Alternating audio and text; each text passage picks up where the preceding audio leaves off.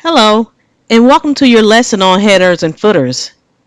Headers and footers are used to make the document more appealing, but it can also be used to store titles, page numbers, or the company name.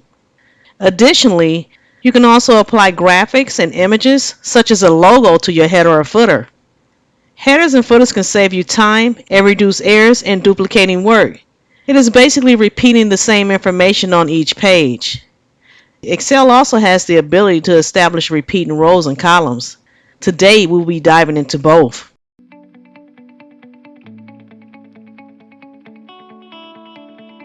I would like to begin this lesson by locating our tools. Let's begin by going to the Page Layout tab and then the Page Setup group. Let's go ahead and click the arrow in the lower corner. Here is where you will locate your header and footer tab, as well as your sheet tab, where we will be going to add our repeating rows and columns. Let's click the header tab and look at our options.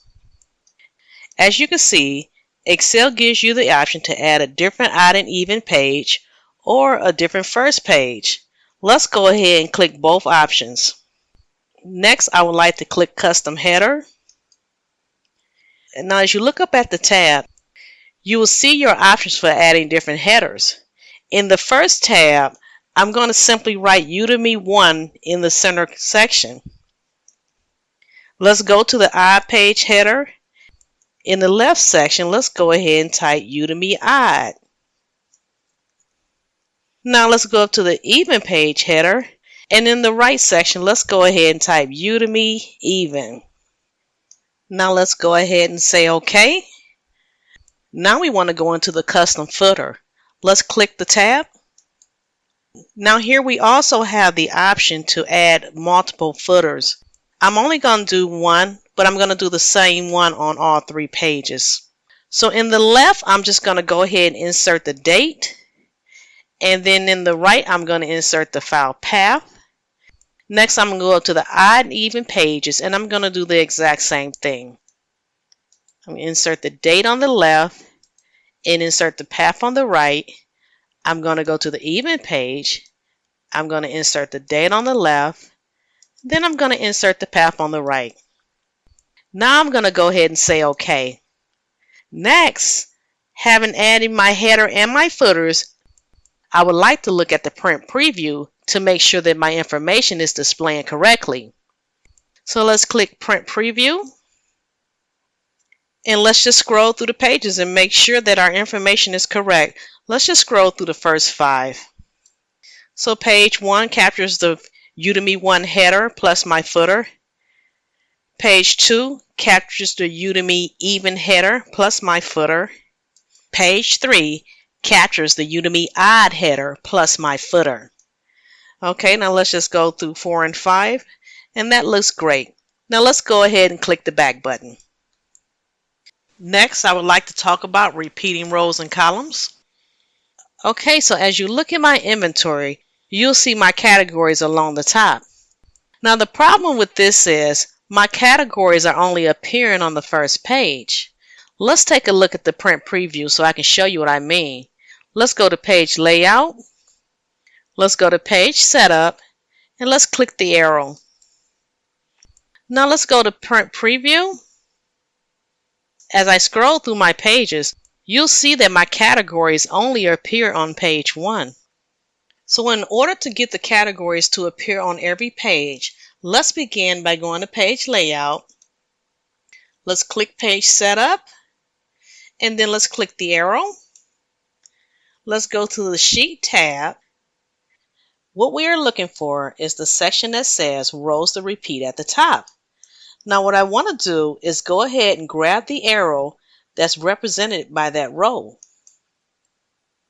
So now this takes me back to my worksheet. I want to go ahead and highlight rows 1 and 2. I'm going to go back to my repeating rows at the top pop-up. I'm going to click the down arrow, and then I'm going to simply say Print Preview. Now I want to go ahead and scroll through my documents and see if my categories are appearing on every page now. So let's just go through the first 3. Page 1, Here's page 2, and here's page 3. So as you can see, my information now appears on every page. Let's go ahead and click the back button. Okay, so next, I would like to do the same thing for my repeating columns. Now my inventory sheet is a bit wide. My rep appears in column B.